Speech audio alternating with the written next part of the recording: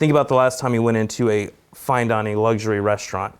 It was a different experience than when you went to, the Jalisco down the way. I mean, it's a completely different experience. You're made to feel special. And that's why when you get those high net worth individuals, you need to step up your game and make them feel special.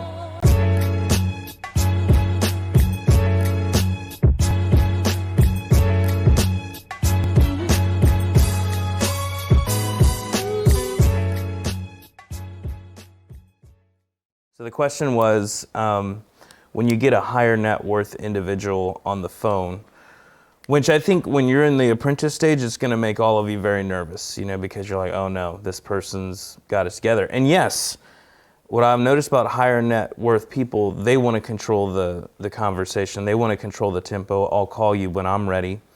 And they also have like higher expectations of service as well. And I think that's where you'll really win them over. So what I've noticed is higher net worth people, a lot of people have preconceived notions that, they've been that way their whole life, or that they came into their wealth, maybe they inherited it or something like that. But I in my experience over the years that I've been doing this, I've noticed that most higher wealth individuals, especially here in this town, many of them came up just from hard work, dedication, discipline, and they see, when they recognize that, there's something special there because they recognize one of their own.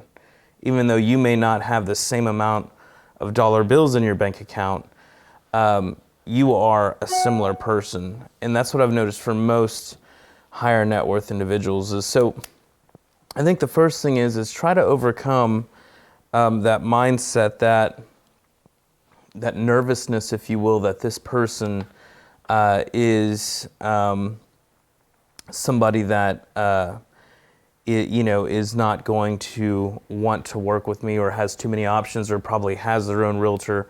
I think you have to deal with that first and say, okay, this person is just a normal person that just worked harder and was more self-disciplined. This is a person that I can learn a lot from. This is a person that I can hopefully add value to, and I know that I can get a lot of value from. And that's why I say too, sometimes you get these business owners and take an active interest in their business. And so when you get a high net worth individual on the phone, try to get him talking outside of real estate. Try taking the sale and the consultation out of the equation altogether, and try just talking about what it is that they are truly trying to accomplish.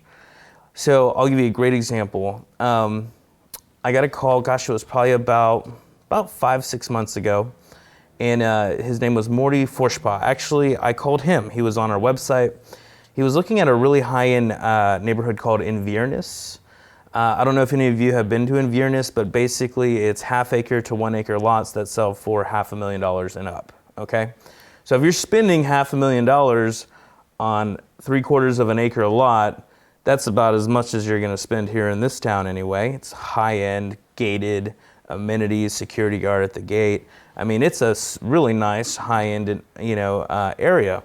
Well, it so happens that we dominate the traffic for that. So when he called, he thought I was the listing agent. Or I'm sorry, when I called him, he thought he had registered on the listing agent site. So he thought I was the listing agent for those properties. I'm not. I look like I am. When you go to our website, it looks like I'm the listing agent for all those homes. I'm not. Those are listed by other companies, but that's basically the way that I brand myself through that site. That's why it's such a useful strategy. Anyways, I started talking to Morty, and initially we started talking about the lots that he's interested in. He asked me for a ton of information. I want plots, I want tree surveys, this guy wanted everything. He said, don't worry, I'll get it for you. Not a problem. I'll get all that information for you. I did have to contact the listing agents and acquire that info, but it was not more than maybe a 10-15 minute call. What I will notice about high net worth individuals is they know the difference between shoddy service and great service. Think about the last time you went into a fine dining luxury restaurant. It was a different experience than when you went to, the Jalisco down the way. It's a completely different experience. You're made to feel special. And that's why when you get those high net worth individuals, you need to step up your game and make them feel special. So for me, gathering all this information because his wife liked those lots in that neighborhood was an easy thing for me to do. And so I quickly gathered that information and gave it to him quickly. But beyond that, I got him talking about what he was doing here and why he was moving from California to San Antonio. And I found out that he's a very successful real estate developer, okay? He actually owns several real estate developments here in town, very successful ones, actually 2 here on De Zavala.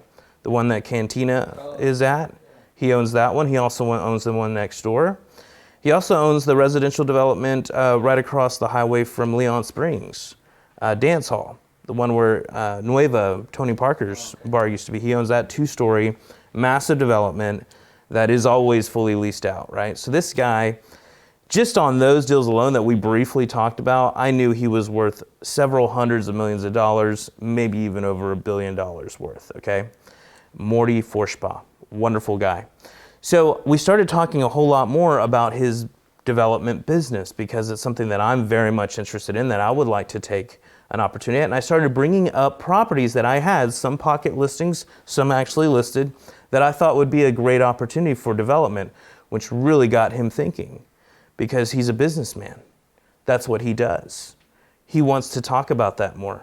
So I set up the appointment. I rented a vehicle for that afternoon because, again, higher end 5-star luxury people expect to be serviced at a higher level. They understand shoddy service from 5-star service. So I went out and rented a luxury vehicle. I rented a Land Rover for the evening or the whole day that I was spending with him, okay? So I spent the whole day with him basically driving him around to different potential development properties. And this guy has, and this is something I've noticed about higher net worth individuals, is they know what they want. They know exactly what they want. We'd get to a property, he would actually say, no, this isn't gonna work for me before we even got out of the car. We'd get out of the car, he'd look around a couple times like, no, it's not it. No, let's go. So, but, I don't think he's probably spent a whole day with a real estate professional the way he did with me.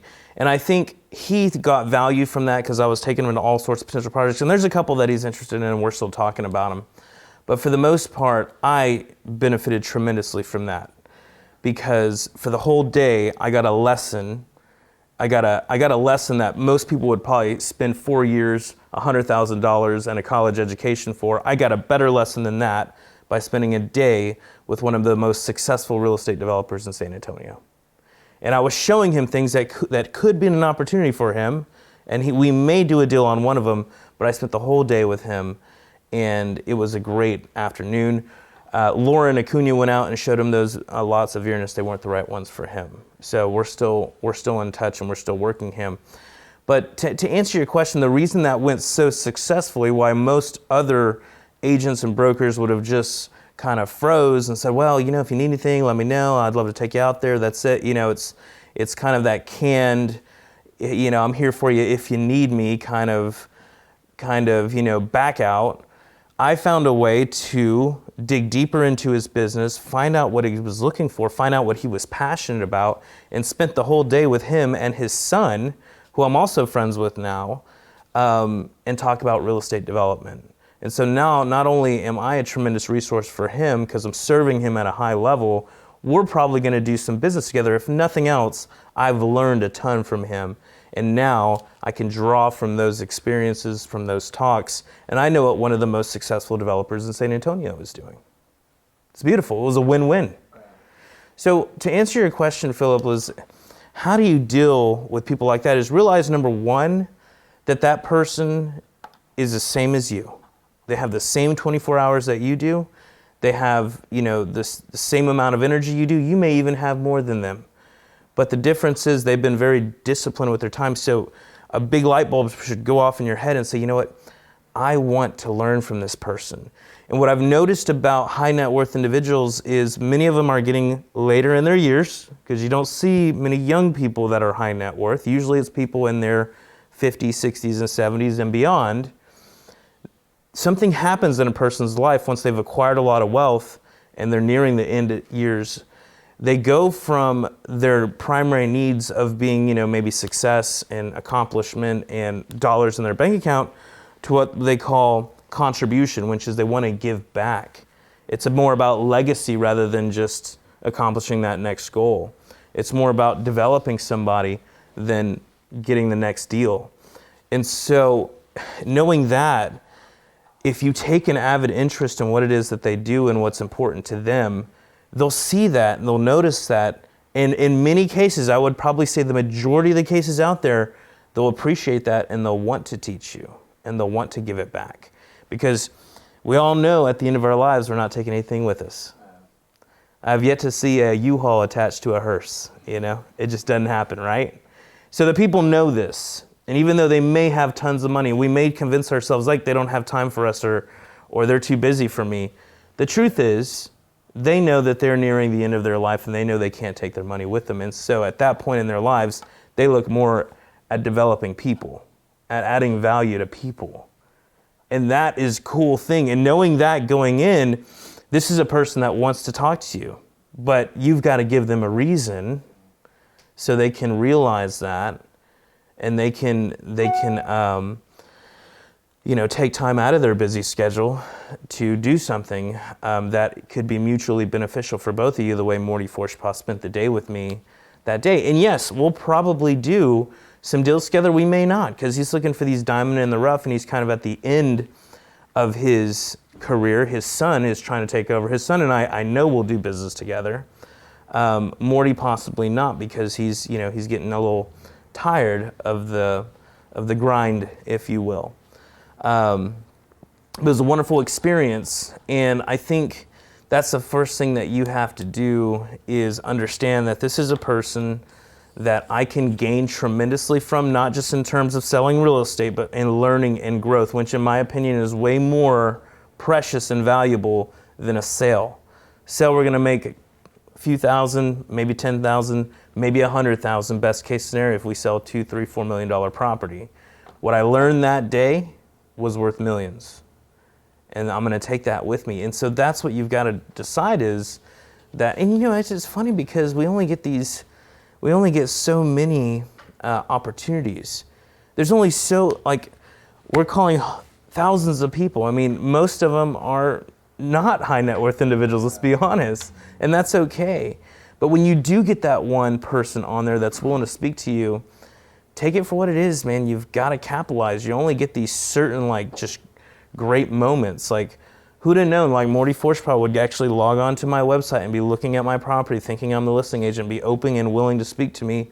And now we've got a relationship where I can pick up the phone and call him and ask him a question about anything I want when it comes to commercial development, which he's been incredibly successful at, right? It all happened because I cared enough to dig deeper and really add value to him. Because if you're willing to do that, he recognizes, wow, this person is like me. This person could even be better than me. I want to help develop this person, because most people, when they get to that stage, it's more about contribution. I want to contribute. I want to leave a legacy behind. Not, I'm too busy to take a call, in most cases. And trust me, they are. You're lucky to get through to him and not one of their assistants. I mean, Morty called me, Morty left me his personal cell phone after looking on my website. That's a great thing. And so, and that's just one example of many. That's one of the more recent examples when I've been able to take advantage. Now, at the same time, too,